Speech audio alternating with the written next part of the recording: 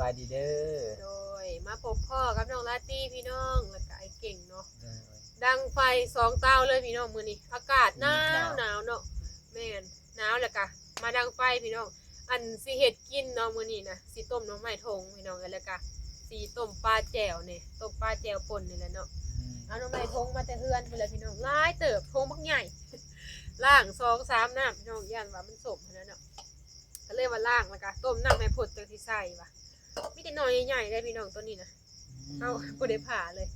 แล้วก็มากินแบบนี้เนาะเด้ใครแต่ว่าเห็ดไว้พี่น้องนี่แต่พอได้กินยามนี่แหละก็ปั้นกันอยู่ได้เบิดแน่เลยยังบ่หลายกับบ่ฮอดดอกพี่น้องช่วงอันหน้าฝนพุ่นเนาะก็สิเบิดก่อนแหละเบิดก่อนจะหนักกับเบิดเฮาก็สิมาต้มพี่น้องน้ำพดคักแล้วเนาะคักเด้อแกงมื้อน่ะก็กินพี่น้องเอ้ยน้ำใหม่นะอาหารบ้านๆเฮาเนาะกินได้ทุกมื้อเกือบครึ่งหม้อถ้าแกงนี่ก็หลายแฮงนี่มื้อแกงน่ะเลือกเอาทงน้อยเฮ็ดทงน้อยทงใหญ่เนาะไว้ก็ตามมีหน่อไม้นะมื้อเฮ็ดก็ต้มไว้หม้อตัวนี้บ่มีผ้าอัดพี่น้องแต่ก็คือสิได้อยู่เนาะได้อันสิต้มหน่อไม้ทงหม้อนี้ก็เลยว่าดังไฟ2บ่อนตัวนี้นะสิต้มปลาดุกพี่น้องได้ปลาดุกมามื้อนี้แต่ว่าเฮาล้างมาแล้วยังบ่ทันค้างหม้อเนาะต้มปลาดุกเฮาก็ต้มหน่อไม้ไว้นำเพื่อจืดเนาะต้มหน่อไม้กินกับป่นปลาพี่น้องมื้อนี้เฮาก็สิเอาหม้อตัวนั้นมาต้มปลาดุกนำหลายเติบเนาะของแซ่บพี่น้องไอ้หน่อไม้ก็ได้มักกินเนาะได้กินอยู่ตัวทางพี่น้องหนาวแล้วบ่ทางพี่น่ะหนาวแท้นะว่าทางฝุ่นจะเป็นจังไดเนาะหนาวอยู่บ่พี่น้องฝั่งไทยถ้าอันทางอเมริกานี่นะแห้งสิหนาวเพิ่นว่าออกเพื่อนแทบบ่ได้ทางเฮานะพี่น้องถึกช่วงเนาะหนาวแห้ง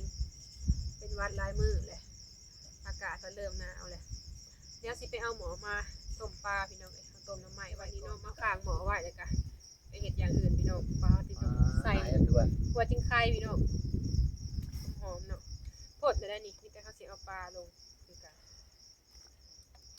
ต้มปลา2 โตต้มปลาดุก2 โตพี่น้องอันนี้ต้มหน่อไม้แล้วก็อันแก้วเนาะบัดสุกนะสิป่นเอา2 โตก็หลายแล้ว2 คน2 โตก็หลายเลยพี่น้องกินบ่เบิดซับตัวเดียวก็พอเดียวโดนเติบเนี่ยปลาดุกก็ได้อันนี้ก็เป็นผักอันกับอีหยังนี่แหละพี่น้องมีผักมื้อนี้ได้มาเปิดคลิปนํกันมื้อนี้พิงไผ่พี่น้องหนาวเนาะหนาวก็เลยได้มาเปิดคลิปนํกันดังแบบอันนั้นเลยบ่ต้องเป็นห่วงพี่น้องเพราะว่าไม่อันหาวหลายอยู่ข้างป่าเนาะไปหาเก็บเอามาดังอันนี้ก็ต้มหน่อไม้อันทงนั่นแหละโอ้ตัวนี้หาเนี่ยมัดบ่เห็นพี่น้องส่วงเอามาน่ะจักไปใส่ว่าเรียกว่าต้มได้อยู่อันนี้เฮาใส่เตาเอาเนาะเพราะว่ามีถ่านอยู่เฮือนเอามาแต่เฮือนจูดไว้ก็พอได้ดังเด้อพี่น้องลมลีเนาะถ้าบ่เอาเตามานี่เผื่อสิสุก1เขามันอากาศเย็นบรรยากาศแบบธรรมชาติได้พี่น้องดังไฟใส่อันเคียงนี่เพราะว่าอยู่บ้านนอกบ้านนาส่วนหลายก็ใส่แบบนี้เนาะมันจังได้พิงพี่น้องถ้าดังใส่นี่นะมันก็สิอยู่ในเนาะส่วนหลายอยู่บ้านนอกหน้าเพิ่นใช้พื้นยามเนี่ยใส่พื้นนั่นแหละดังยามเนี่ยแนมไปทางเฮือนทางข้างๆก็พุ่นแหละ 2-3 โมงแกงผิงไผอยู่ทางเฮือนน่ะบ้านทั้งบ้านไผช่วงนี้ก็ยังใส่พื้นคือเก่าหน่อยแหละที่ได้ใส่ถ่านนะมันก็ไว้ใส่แต่ยามเฮ็ดกินส่วนหลายกับยามฝนนี่อยากหาใหม่ยากเนาะร้อนเปียกส่วนหลายไผก็เอามาแต่พื้นแต่หน้าต้มปลาดุกพี่น้องแล้วก็สิป่นกินข้าวเนาะแล้วก็เฮ็ดแนวอื่นแน่มีปิ้งปลาดุกพร้อมเลยปิ้งน้ำแม่นเพราะว่ามันมี4 โตเฮาอันมักใส่อันเครื่องเคียงแบบหลายแนวแท้บัดนี้อยากเฮ็ดเพราะว่าบ่อยากให้เพิ่นกินเผ็ดปานใดพี่น้องสิปิ้งให้เพิ่นกินเลยไปถามเพิ่นว่าเพิ่นกินได้อยู่ใส่อันหัวจิงไข่แล้วก็ใบขี้หูดนั่นน่ะพี่น้องทางฝั่งลาวเฮาเนาะแบบเป็นอันปิ้งแบบว่าหอมๆเนาะจังบ่คาวเฮามักไว้อยู่แต่บ่ได้ถ่ายขั้นตอนเฮ็ดเนาะมาต้มปลากับต้มหน่อไม้ก่อนว่ามีแต่ท่าให้อันปลาอันเปื่อยพุ่นแหละพี่น้องเฮาจังสิปิ้งเนาะจังสิปิ้งปลาปิ้งง่ายดอกมีถ่านต้มไว้2 โตแป๊บเดียวก็เปื่อยแล้วหน่อไม้นี่ก็กำลังเริ่มพดแล้วนี่ใส่เตาเนาะหน่อไม้เนาะต้มใส่เกลือพี่น้องยังให้อ่อนกะไป เป็นหน่อยใหญ่ๆแบบนี้เลย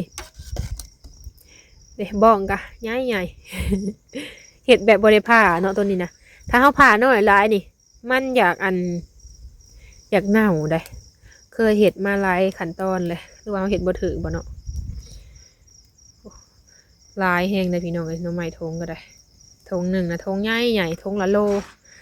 อันนี้ก็ต้มปลาดุกหน่อไม้ต้มปลาพี่น้อง2 หม้อตัวนี้ฮะใส่อันพื้นเนาะตัวนั้นใส่เต้าพี่น้องเลยมีแต่ถาให้ปลาเปื่อยหน่อไม้จืดพุ่นแหละเนาะจังสิแจ่วแล้วก็มีปิ้งปลาพร้อมพี่น้องยังบ่ทันเอามาปิ้งเนาะหน่อไม้จืดก่อน อันนั้นไม่ปะ โคตรโดนเดี๋ยวนี้คือสิพอเลยแหละเนาะ พอแล้ว ต้มปลากะสุกเลยได้ปลาพี่น้อง เปื่อยไปแล้วทางนี้คัน นอนเลยเอาสิเสิร์ฟแค่นี้แหละกะสิไปแช่น้ำเย็นไว้พี่น้องให้บ่อยากให้อันนั้นปานใดเนาะถ้าอยากให้แบบบ่มีรสชาติสมปานใดมันจังแซ่บๆอากาศร้อนเนาะไก่เนี่ยอุ่นๆนี่ก็คัก วัน อากาศ เงิน หนาว ตาก็บ่ขึ้นอยากอยู่ใกล้หนาว อยู่เบื้องอันนี้ฮะเนาะ ไทยหงทางนี้ก็เลยให้ปีนาที่ คงเลยเนาะ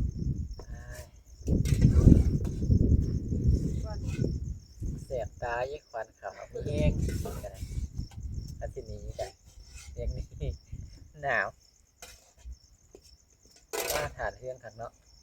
หลายเติบได้พี่น้องให้ต้มแล้วก็เอาสิเอาไปแช่น้ำปลานี่ก็สุกเลยเนาะ ทุกแล้วมีกระตักเล็กแล้ว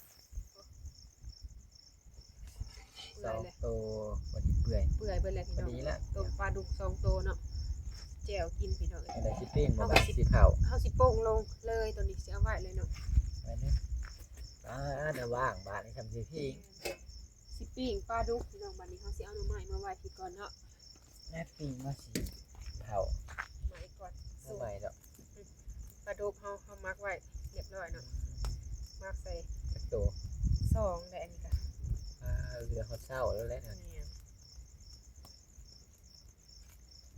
ใส่เครื่องหอมคักๆพี่น้อง หอม มันจังบ่ข้าวเนาะ ทางนี้กับอูดผู้เจ้า โอ้หอมใส่นี่ก็ได้เอานี่มาใส่เอาไว้ เพราะอย่าง เคียง เที่ยงปะ เม็ดฮอดบ่มันเองเกินมันสิไหมก่อนสุ กระ ก ยอได้อยุ่นทำนี้เนาะ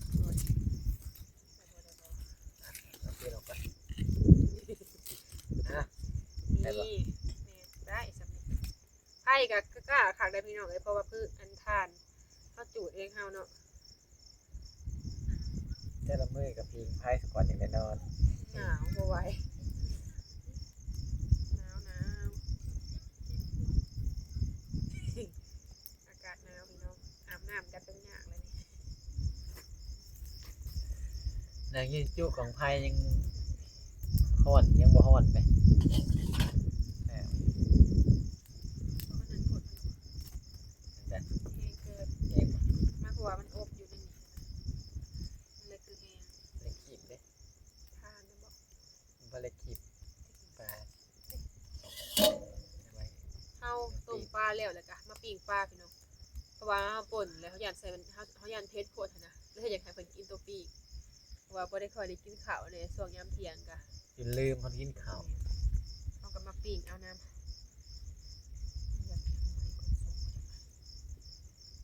อีกเลยเนาะ ยืนดูเพราะว่ามันสิใหม่เครื่องเคียงเขานะ ไผ่แห้งในน้อย ใหม่ หนึ มัน ง สิไข่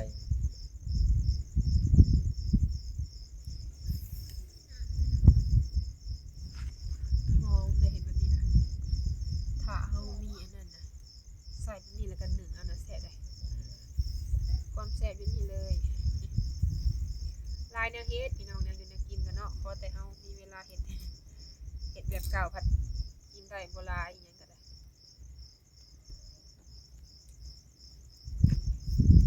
ปลาดุกบ่ได้กินโดนกระแซบอยู่ บ่ได้กินโดนเลยได้ส่วนหลายก็กินปลาขอเนาะตอนนั้นก็เพราะว่าอันไปใส่เบ็ดก็ได้เทอละโต2 โตพี่น้องช่วงหนึงก็แล้วก็ช่วงเพิ่นมาอยู่น้ำแรกๆก็ไปหาใส่เบ็ดปลาดุกก็ได้เนาะ ได้ ช่วงนั้นก็เป็นช่วงอันหน้าฝนแน่พี่น้องเอ้ยก็พอได้กินบัดต่อมาแล้วก็เบิดบัดนี้เนาะก็เป็นช่วงคือกันได้แนวกินก็ได้ ถ้าว่าสิมีตลอดก็โอ้ก็คือสิบ่ได้ซื้อแล้วเนาะ ต่อไปก็ซื้อคือเก่าพี่น้องเอ้ยจ่ายนะ รู้ว่างอยู่ไสก็คือกัน พอแต่กลุ่มอยู่กลุ่มกินก็พอแล้วเนาะบ่ขาดเคินในครอบครัวพอได้กินมีแต่ว่าเฮาอยากเปลี่ยนแนวอยู่แนวกินซื่อๆถ้าว่าเฮาบ่กินแต่อันเก่าก็มีพี่น้องกับปูหอยอีหยังก็พอได้กินอยู่ทางบ้านเฮานะแต่ที่หายากกับป้านี่แหละบ่ค่อยมีต้องได้สระได้หยังเอาเนาะแต่ที่ได้ก็ ซากอะได้มีบ่อนซะยันบ่มีบ่อนซะซ้ำเบิดหลายแฮง ปิ้งปลาดุกพี่น้องมักเครื่องหอมเนาะหอมทุนทวนแหละมาบัดนี้นะสุกแล้วเนาะ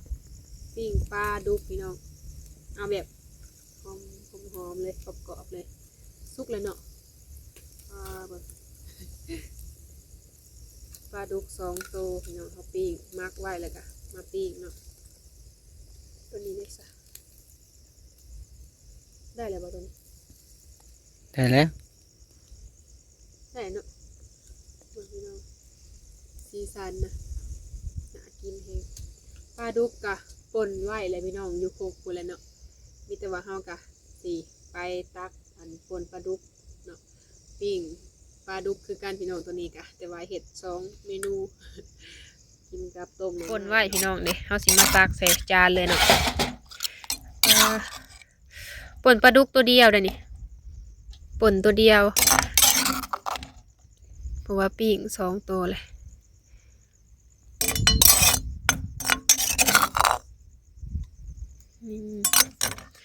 เอาผักใส่เนาะ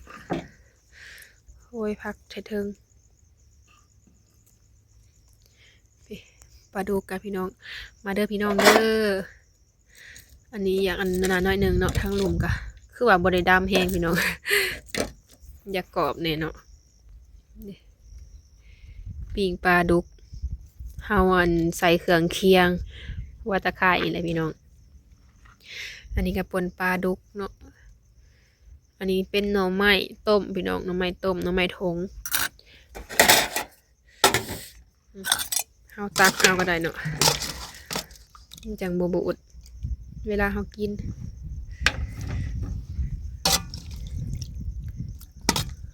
พอก่อนเนาะอย่ามันบูดมาเด้อพี่น้องเด้อกินข้าวน้ำกันเนาะไปบัดนี้เจ้าพี่น้องหนาวนี้แล้วเด้อบัดนี้มาเด้อพี่น้องกินข้าวบัดนี้เนาะต้มหน่อไม้โอ้มากับข้าวก่อนฮอดหนาว ข้าวหอนฮ้อน หนาวให้พี่น้องกินข้าวอะไรกันหนาวเนาะดิตัวนี้เผ็ดมาจากตัวนั้นลองเปลี่ยนปลาดุกจนเย็นพี่น้องเย็น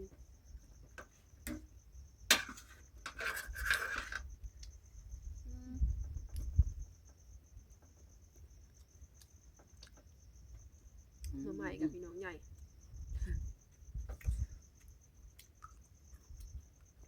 ต้มน้ำทางนี้จ้ะ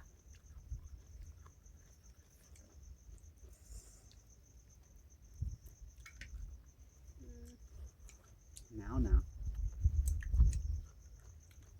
นี่ได้ข้าวอุ่น เย็น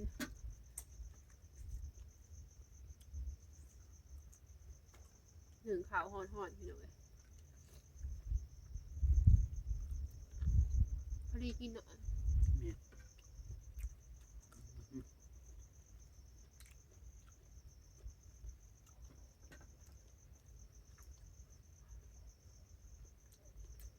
ชิมนะ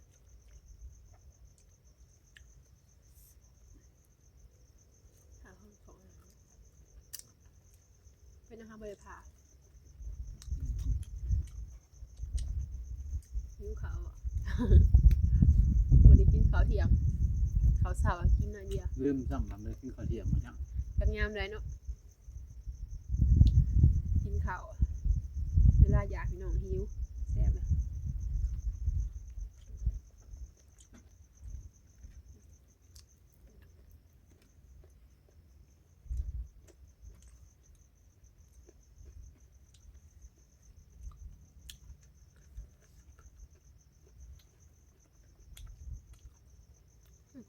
กินตัวเห็ม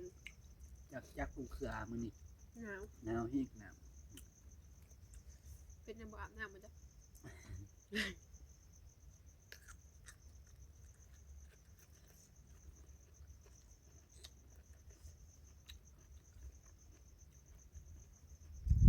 แซ่บเนาะบ่ได้กินโดนล่ะ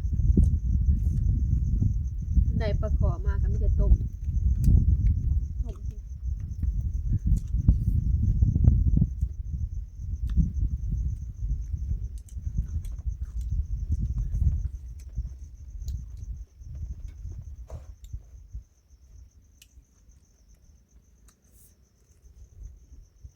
ต้มน้ำอาบน้ำพด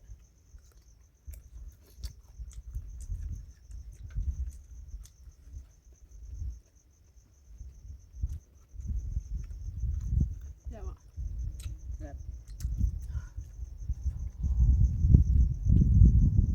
ออกจากเตาไผ่แล้วพากันหนาวสั่นมึน เย็นเนี่ยนี่เด็กสีดมัน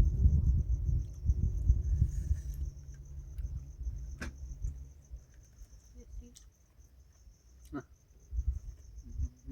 สีดมันดู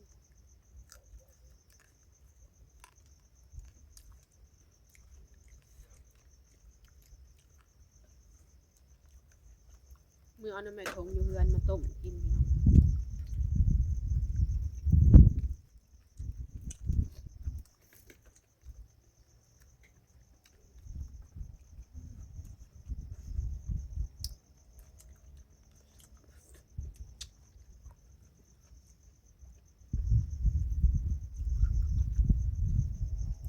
ใส่ซ้ำหน่วย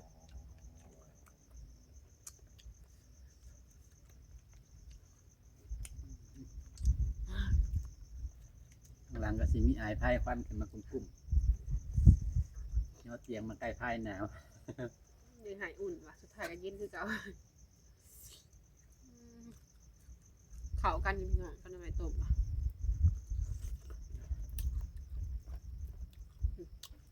เขาก็อ้ายทุนทวนอยู่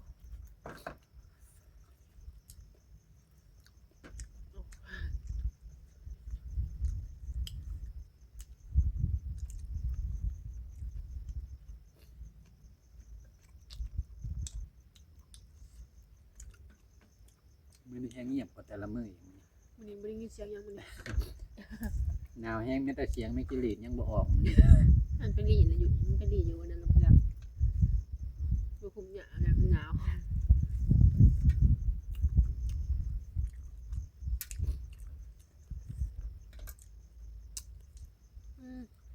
หัวมันแสบมันเนาะ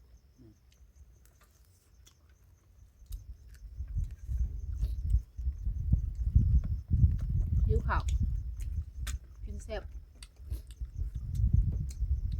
อ่อนๆเลยต้มใส่เกลือ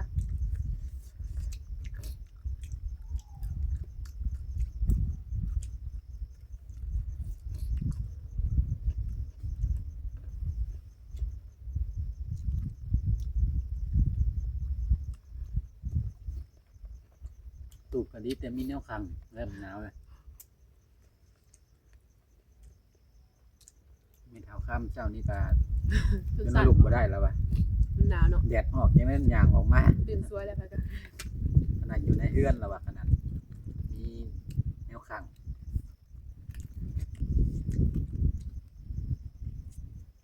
มันเขาตื่นมาเขาจับน้ำยิงกับไข่เนี่ยเลยแบบถ้าเฮาบ่ไปเฉลินน่ะแห้งหนาวพี่น้องแต่ว่าสำหรับวัยรุ่นคือเฮาเนาะแต่ผู้เฒ่านี่บ่ไหวเพราะว่าผู้มันต้านทานบ่คือกันเด้คืออาบน้ำยังคือกันแห้งแล้วแหละ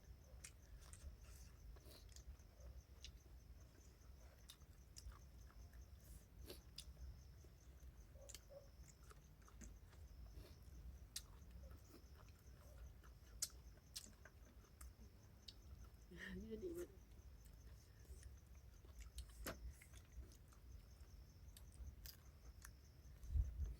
มาแต่ยังน้อยซ้ำนี่ตอนเช้านี่แห้งหนาว จะเก่าทั้งแนวกว่านี้ ข้าวพยายามหันยามหนีได้ตอนเช้าพยายามเบ็ด อืม น้ำกับใส่หนูหนาวก็กลายเป็นฮ้อนออกไปม่วนเด็ด หลายพุ่นแล้วตะเว้นขึ้นพุ่นแล้วจึงได้ขึ้นมาสิเป็นไป อันนี้อุ่นเนาะ แม่นแล้วตอนเช้าย่างปานนั้นจนจังเย็น เย็นบ่แซ่บเบิดหน่อไม้กะย่างตอนอยู่ในเนาะไว้กินอีกมาเฮือนแล้วก็พอดีซื้อนมให้แม่เฒ่าเพิ่นมักกินข้าวกับนมเรียกว่าเอาหน่อไม้มาแกงเลยเอามาต้มเอามาแกง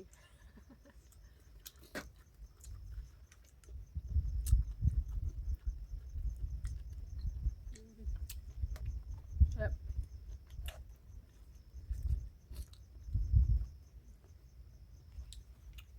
ลาดเลยอิ่มบ่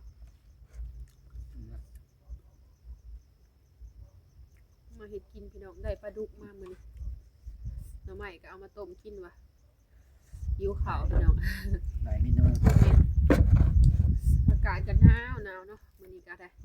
จังได๋ก็มีแต่ว่าสิขอจบคลิปแล้วพี่น้องเอ้ยมาเฮ็ดอยู่เฮ็ดกินให้เบิ่งคือเก่าเด้อพี่น้องมื้อนี้ก็